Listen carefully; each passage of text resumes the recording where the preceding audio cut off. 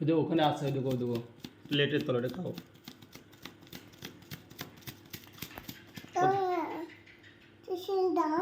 ওটা খাবে কি? ওইটা ভালো এটার থেকে। ওটা নিয়ে এসে যাও, এটা রেখে দাও, এটা আবার কালকে খাই। না না ভবিষ্যতের জন্য সঞ্চয় করতে হয়।